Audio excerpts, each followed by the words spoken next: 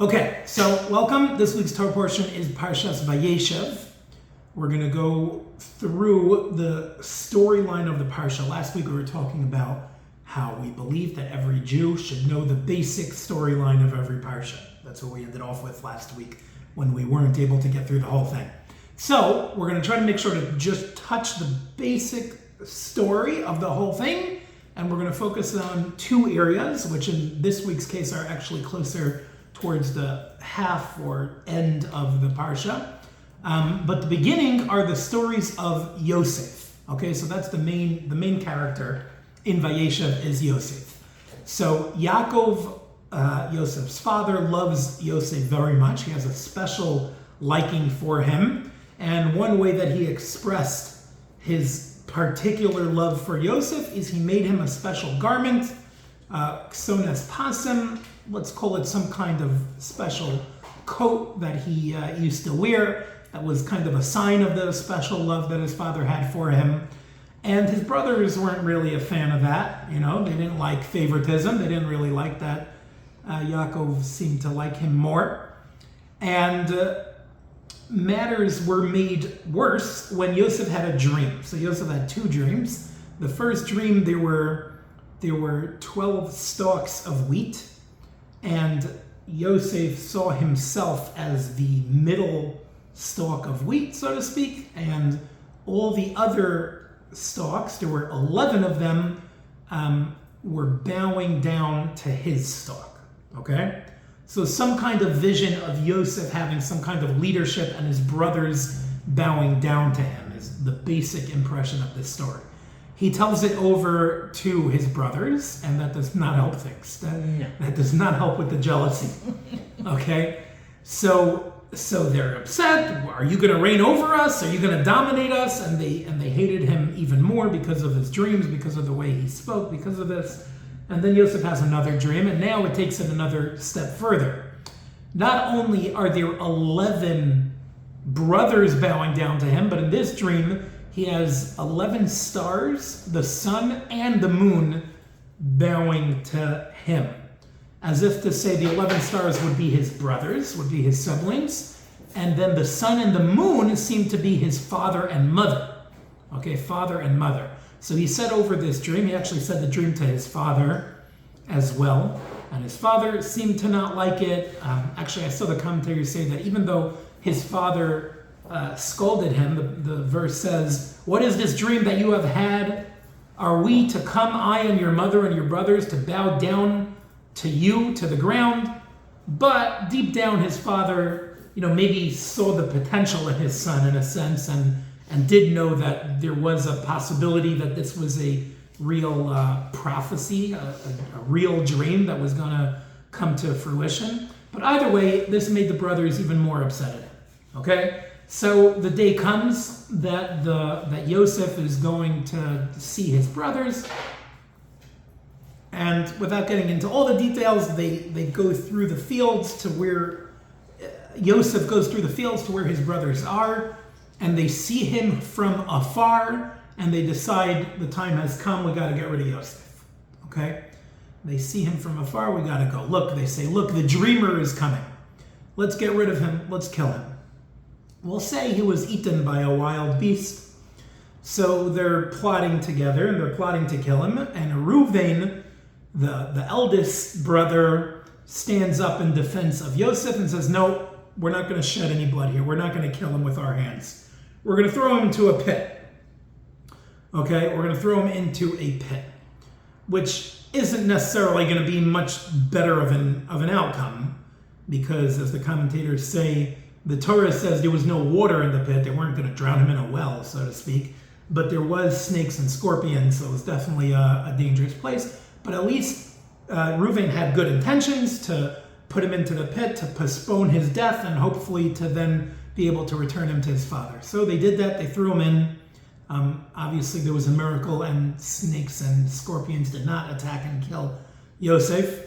And then the brothers sat down for lunch. They sat down, they had a nice feast together. Okay, so we need to have a little bit of context here to understand what this story is all about. So just to give a short little bit of context that I think is important. So I want to read for you a few lines here from the art scroll on the bottom. Right at the beginning of the story, they say the stage is now being set for one of the most perplexing events recorded in the Torah, the near killing of Joseph and his sale into slavery by his brothers. Okay, he says it is clear that this story cannot be understood superficially. We're not dealing with a band of robbers and murderers who are just going to get rid of their brother, kill him, they want the coat, they want the special coat, or they're just jealous. There's no way that the brothers are just acting on childish jealousy, or even adult jealousy. That's okay. Adults can have jealousy as well, but there's obviously something deeper. There's obviously something going on more here. They bring down from the Seforno, who says, later when the brothers were detained in Egypt, they examined their deeds and they tried to determine why God punished them. They actually did not consider themselves guilty for the sale. Okay, one second. I don't think I spoke this out, so it's important to mention.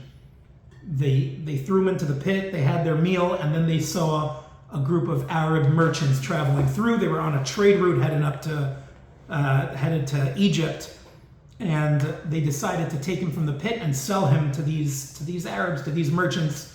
They'll get some money out of him and send him on his way. And that's what happened. They sold him to these merchants. That's the, I don't want to say the end of the story, but the end of this part of the story. Okay? So they knew that they acted harshly. The Sforno says they condemned themselves for hard-heartedly ignoring Joseph's plea for mercy. But they didn't seem to consider the act of selling him to actually be wrong. They considered it to be harsh, but not wrong. So the point is that there's more to the story, and throughout the description of the story, we're going to have to look for nuances, for clues to understand what is really going on here. But they say, as a general comment, they felt that Yosef was a threat not so much to them, but as to the family's destiny. They knew that the weeding out process that banished Yishmael and Esav from the chosenness of Israel was to be over in their generation. Okay? The Jewish people's birth, so to speak, was not so smooth, right? We started with Avraham, and we had to weed out Yitzchak from Yishmael. We had to get rid of Yishmael, and then Yaakov and Esav. So the lineage, so to speak, of who is going to be the Jewish people had to be determined. We had to weed out some of the thorns and make sure that the lineage of the Jewish people was going to stay pure and stay holy. And that pathway was Avraham to Yitzchak to Yaakov. And they understood that in their generation, this is the kids of Yaakov, this process was done. From now on, the kids, the descendants of Yaakov, were going to be good people and build a big, amazing, beautiful nation, right? Yaakov had way more kids than Abraham and Yitzchak, right? Yaakov didn't struggle to have kids. He had 12 sons. So this was it. This is the moment. We've taken out the bad, the thorns, and now we're going to have a perfect lineage, and we're going to bring forth the Jewish people. And this is the big role that Yaakov's sons knew that they were being tasked with. Yaakov's offspring were to be perfect so that the mission of the patriarchs could go forward with them. But now something's going on here. Yosef's making trouble. Yosef's got this vision. We're bowing down to him. If Yosef were to bring dissension into the family, he would destroy their potential with untold consequences. If so, then he had to be judged as a traitor and a danger to them all. So that's just a little glimpse, okay? There's more to this that we're not going to get into. There's more to research. I haven't gone into the depth of this from the nuances of every point of the story, but at least one perspective we can have in mind that this wasn't just about sibling rivalry and jealousy. This was something much bigger than that. The children of Yaakov were great people. The Shvatim were great, great people, and they were looking out for the best interest of the Jewish people. They may have gone wrong to some extent, but at least we know there's more to the story than meets the eye. That's an important message to give over. Okay, so the merchants take him. It's an interesting little side point they talk about here is that these merchants were bringing spices on this trade route to Egypt. And apparently, a lot of people on this route were bringing tar and other kinds of materials to sell, which were very bad smelling and not a very pleasurable ride to Egypt on a horse and wagon full of nasty smelling trade materials. But Hashem knew that this was going to be Yosef's ride, so to speak. Yosef's going to be traveling. He wanted to take care of Yosef, who was a great Jew, a great person. So he orchestrated that this particular wagon was going to be full of good-smelling spices. So at least, even amongst a painful journey into exile, so to speak, into slavery for Yosef, he'll at least have a little bit of a sweeter smell.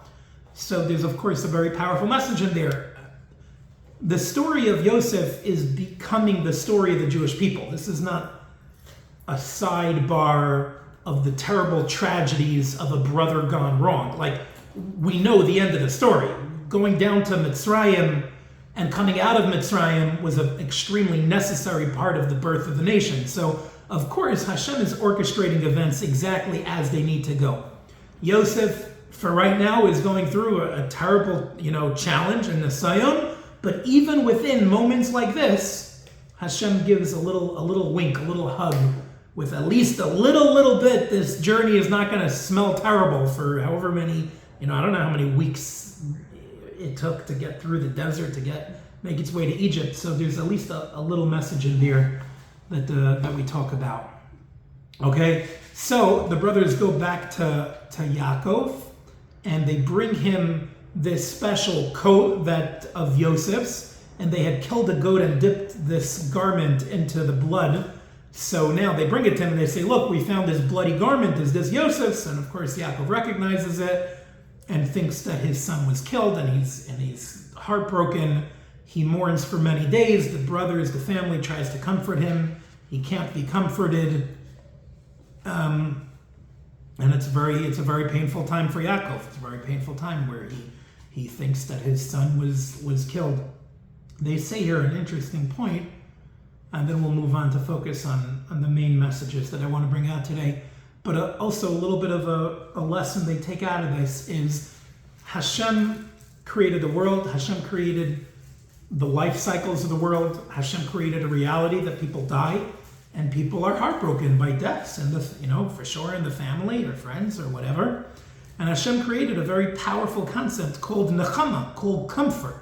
Okay, when somebody's mourning, we wish them that Hashem should comfort them. Hamakom yunachin aschem, we say. Hashem should comfort the mourner, because Hashem brings comfort. Hashem created into the nature of the world that after a certain amount of time, a person will get some level of comfort even over the death of a loved one. And that's a big gift to Hashem, that we don't walk around broken all our lives. That's a gift from Hashem. Everybody loses loved ones. Every single person loses loved ones.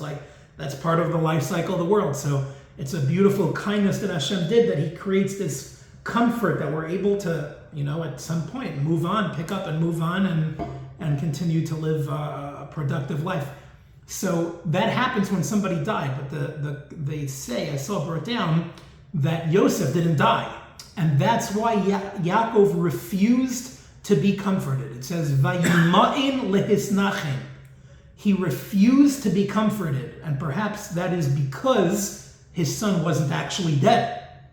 So that concept that Hashem baked into the nature of the world, that a person will get over the loss of a loved one, did not happen to Yaakov, who for decades thought that his son was dead, and really he was alive. Actually, so they take it to such an extent, the Ar Chaim writes about why didn't Yaakov understand from the fact that he couldn't be comforted that it must be his son is actually alive. Yaakov maybe should have seen that whole story and said, wait a second, how could it be years later and I'm still mourning? Wait. Maybe he's not dead. Okay, I didn't read the whole piece, so I don't know the whole thing, but the Ar Chaim I see actually talks about that. Okay, so one area we're going to skip over, there's just so much in this Parshas, there's a whole story of Yehuda and Tamar, which is somewhat complex. it's a story of marriage and seemingly lust and inappropriate relationships that maybe are really appropriate, that actually led to the dynasty of King David being brought into the world. So there's a lot here. So I just want to point it out. I want to skip over the story, but I'm going to skip over the story. Okay?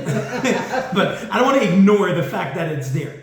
All right, but I want to get to two main points that we're going to move on to. Okay? We're going to continue on with Yosef, who goes down to Egypt, and he is taken into the house of Potiphar, one of the high-up ministers in the Egyptian government. He's a very, very prominent fellow, Potiphar. And Yosef's in the house, and Yosef's doing well. Okay, Yosef is not being treated like dirt, like some, slave. He's not really being treated like a slave. He's managing the household of a very high-up Egyptian government minister. So I just want to point that out. He's not like this terribly abused whatever slave. Hashem brought him success. He says his master perceived that Hashem was with him, and whatever he did, Hashem made succeed in his hand. So we have a slave who turns everything he touches into gold. So he's very beloved by his master, and also by his master's wife, the wife of Potiphar, Vayeishev Potiphar. And she wants to be with him. She wants to have relations with him. And she keeps trying to coax him into this, to seduce him again and again and again. I think I read somewhere that she tried for a full year, every single day, to try to seduce Yosef. And the main story that's recorded in the Torah is a particular instance that had happened on a day that the Potiphar left the house, and now Yosef was there with his wife, and now she really was pushing really, really hard. She grabbed Yosef and said, "Lie with me." Vayimayin, Vayomar, and Yosef adamantly refused, and he said to his master's wife, "Look, my master concerns himself about nothing in the house, and whatever he has placed in my custody," meaning, so Yosef is telling Potiphar's wife why he's not interested, or why he doesn't want to be with her. He says, "Look, there is no one greater in this house than I, and he has denied me nothing but you, since you are his wife. How could I perpetrate this great evil and have sinned against God?" So he says, the master, your husband, my master, has given me everything. The only thing that's off limits to me is you, the wife of my master. How could I do this? How could I do this evil act? How could I sin against Hashem? And she would go day by day. She was trying to get him, and then there was one day where she grabbed hold of his garments, saying again, "Lie with me." And what he do? He pulled himself out of his clothes. Literally, let's say she grabbed his coat. He just took off the coat and ran outside because he didn't want to sin. So now she's holding his garment. So now she's kind of fed up with him and slanders him and says and claims that he was trying to attack her. And the master came home, and she conspired with other people in the household. They all got onto the same page. This is the story. He tried to take me, and eventually he's taken, he's in trouble, and he's thrown into prison. Okay? That's the story of Yosef. That is the story of Yosef. So I want to focus on this for a few minutes. This is a very powerful story. Yosef is the ultimate role model in the Jew who refused temptation, and he refused to give in the face of something that was very, very tempting and very available to him. She was there, nobody else was there. She was ready to do the act and sin, and he had the opportunity to do that, and he stood firm, and he refused. And by the way, that's, like I said, that's only this particular story, but apparently she did this every day. This was a regular activity of hers to try to seduce Yosef. We learn a lot from Yosef to be able to stand strong and live higher in the face of the non-stop bombardment that we have in this world of immorality and I think clearly in this world, in this day and age, more than any other time in Jewish history, we are bombarded with immorality. We are bombarded with, Yosef. I don't mean to minimize the temptation that Yosef had, but so to speak, we have a version of that temptation available to us 24/7, all day, all week. And it's in our pockets, and it's on our laptops, and it's on our billboards, and it's on our radio, and it's on our TV, and it's on our podcast, and it's on everywhere. It's everywhere. So we are hit with the same thing, in just a little bit of a different way, non-stop, in ways that our ancestors would never have imagined. And so we need Yosef now more than ever. We need Yosef. We need the mindset of Yosef. We need the vayimain of Yosef, the refusal that Yosef had. We can live higher. We can live higher in a world where immorality is totally cool and totally fine and encouraged more and more and more. We're fighting an unbelievably uphill battle. We really are. It is so hard. It feels like we're a drop in the bucket. It feels like we're up against so much. And do we have the ability to refuse so much?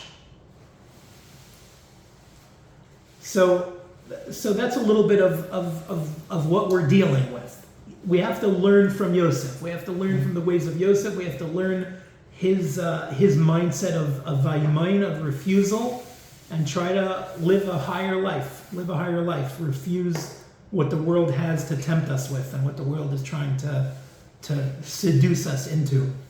So I want to mention, there's an organization that was started a year ago that I've grown a tremendous amount from, and the organization is called Vayeishev, quite appropriately. It's called Vayeishev, and it stands for a mission to help the Jewish people refuse the endless temptation that the world is trying to bombard us with. And it's a really incredible thing, and it's based on a very simple mission. They don't do complicated things. It's a very simple concept. They give a daily 3-minute video with inspiration and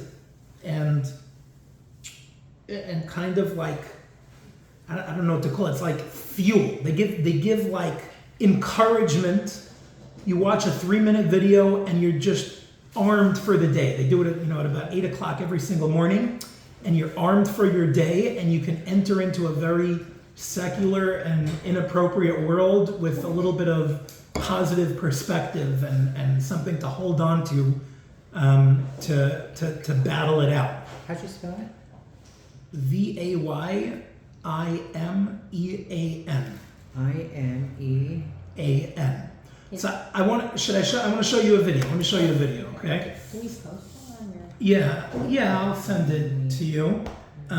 So to anybody who's watching on YouTube now, who's watching this on YouTube now, you can skip ahead 3 or 4 minutes, and I'm going to post the link to the video we're about to watch here together in the description, so you can go watch it there. It'll be a lot better than if you by chance see it here. Okay, so I want to show you the video from today, just as an example of one little thing. They do this every single day, and it's very powerful. So here's today's Vayeishev message. Yeah, you could scoot over. You could all see.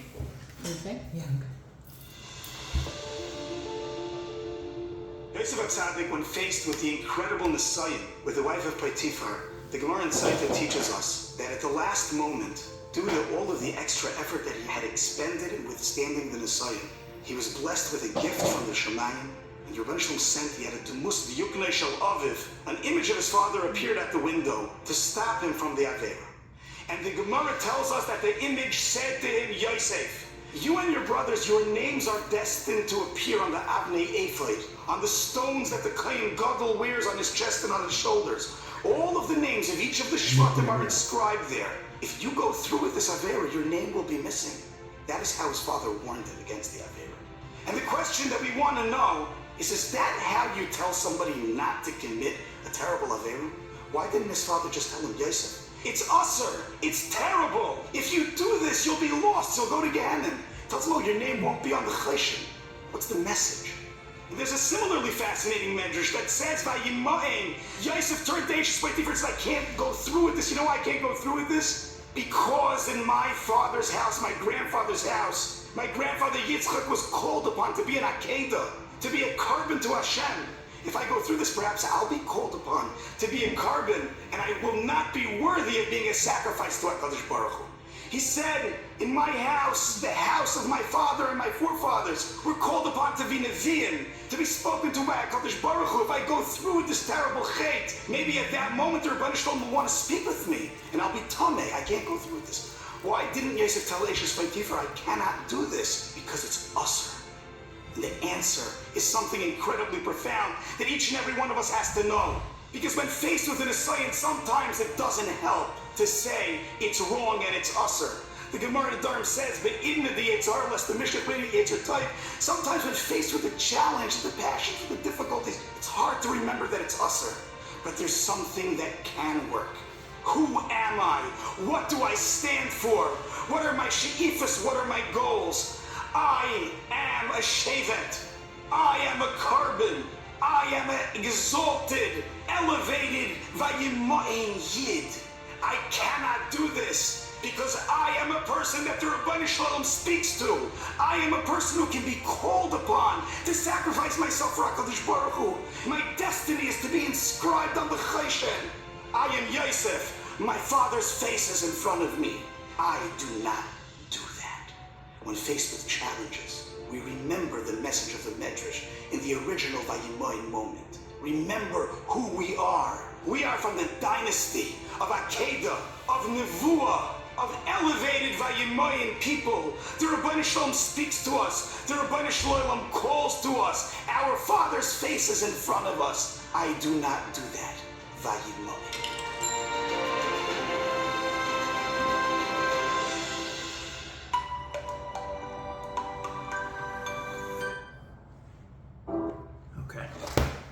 So they're starting the week off with this week's Parsha. Yeah, well, they mentioned this story many, many times because it is the symbol of this whole thing. Okay. But yeah, probably because it's this week's Parsha, the whole week is going to be referencing the story. That's what I imagine.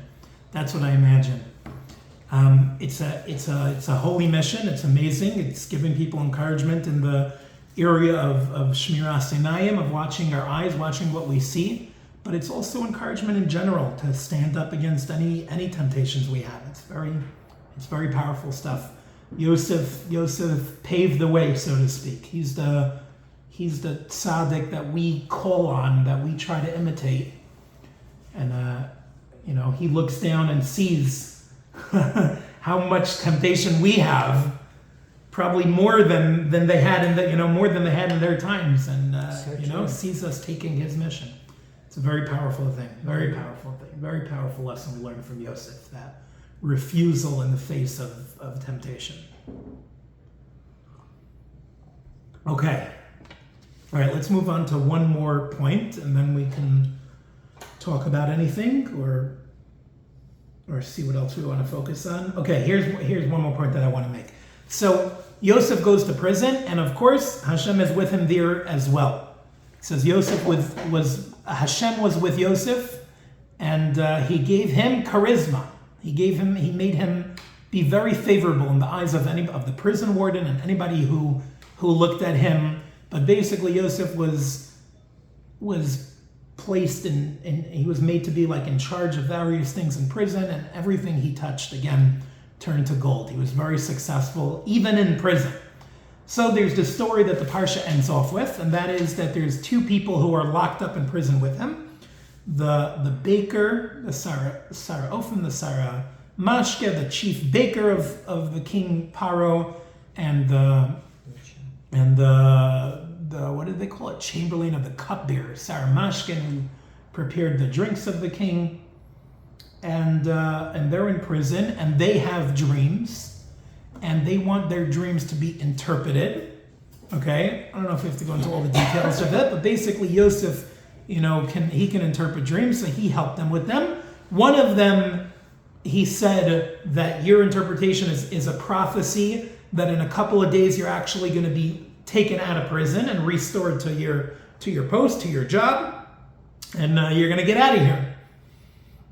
And he told that one, he said, when you get out of here, don't forget about me. Don't forget about me. I helped you out. So if only you would think of me with yourself when he benefits you, and you will do me a kindness and mention me to Paro and get me out of here. Basically put in a good word for me. And then the other one, he unfortunately interpreted his dream that he was going to die ultimately.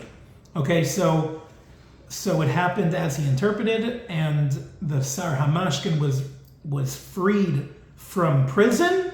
And the last verse of this week's Parsha is, the Sar Hamashkin did not remember Yosef. He forgot about him. He did not put in a word for him. Okay, so they talk about this story. So the commentators say that it was a lack of faith for Yosef to ask this person to advocate for him when he gets out. He should have had faith that Hashem would let him out of prison. By relying on a person and putting in this advocacy, it was like a breach in the level of trust of Hashem that he should have had, and because of that, he was punished by the fact that person did forget about him, and he had to stay in prison for another 2 years. So the question is, I want to read a little bit here of a very important lesson on Emunah that we learn from this. So there's a medrash that says that this is the reason why his prison sentence was increased by 2 years. But there's another medrash in Vayeishev Rabbah 89:3 that describes Yosef as somebody who had complete trust in Hashem. And because he had complete trust in Hashem, that's why he was punished for asking this person for help. So the apparent contradiction is, which one was it? Did he have faith or he didn't have enough faith? What was the deal? So the way they describe this here is that there's infinite levels of faith and trust in Hashem. And everybody needs to live their life based on the level that they have, and of course needs to strive to increase and improve their faith and trust in Hashem. So someone as great as Yosef, who knew with certainty that Hashem determines everything, should not have sought his salvation through any human middleman or through this person in prison. Just as Hashem had caused Yosef to be imprisoned, he would cause him to get out of prison. Whenever Hashem decided that was his will, that Yosef needed to come out of prison, Hashem doesn't need Yosef's help with that. Hashem doesn't need Yosef to go advocate for him to be released from prison. So that's why, for Yosef's level of faith, it was a lack of faith to rely on another person. But for a lesser person, meaning for somebody who didn't have such an unbelievable level of faith, it would have been the exact opposite. It would have been a sin for him to pass up on the opportunity to advocate, to do, what we call hishtadlus, to do effort to try to get out of prison, to ignore an opportunity. You know why? Partially, I'm adding these words, because that opportunity could have been sent by Hashem. So don't pass up on an opportunity to help yourself. An ordinary person would not have been hypocritical to sit and wait for miracles. He did not have sufficient faith and trust to do so. But Yosef was praised by the sages for a tremendous high degree of spiritual purity. He saw Hashem everywhere, and he should not have had relied on any human being. Okay, so the message here is we live in our world. We're always trying to grow in our faith. It's funny, there's this idea that I don't know if this makes sense, but you rely on the amount of emunah that you have. If you're on a level that you can be totally reliant on Hashem, then you can be totally reliant on Hashem. It's a funny concept. If you are able to be reliant on Hashem and you rely on Hashem, Hashem will help you. But if you're not fully there yet, and you're not on a level, and that's a really high level, depends what we're talking about, of course, and every person's different, and every person has highs and lows in their own emunah, so there's a lot here. But the point is, if I can really believe in Hashem and trust in Him, then I can get away with doing a lot less hishtadlus. The more I believe that I need hishtadlus, the more hishtadlus I need. It's a circle of faith. It's a circle of faith. The more I can believe in Hashem and trust in Hashem, then the more that trust is gonna bring me what I need. But the less that I have that trust, the more I'm gonna need to do other hishtadlus. Okay, think about that idea. I think it's a deep idea. For Yosef, who had an extremely high level of trust in Hashem, asking a human for help was considered a lack of trust. For anybody else, it wouldn't have been a lack of trust. On the contrary, it might have been a lack of trust to pass up on that opportunity. But of course, we're always trying to grow. We're always trying to push our level of trust and our level of faith and bring ourselves to a place where we bring Hashem, with us more and more and more. And the more we bring Hashem and invite Him into our life, the more He's there and the more He helps us.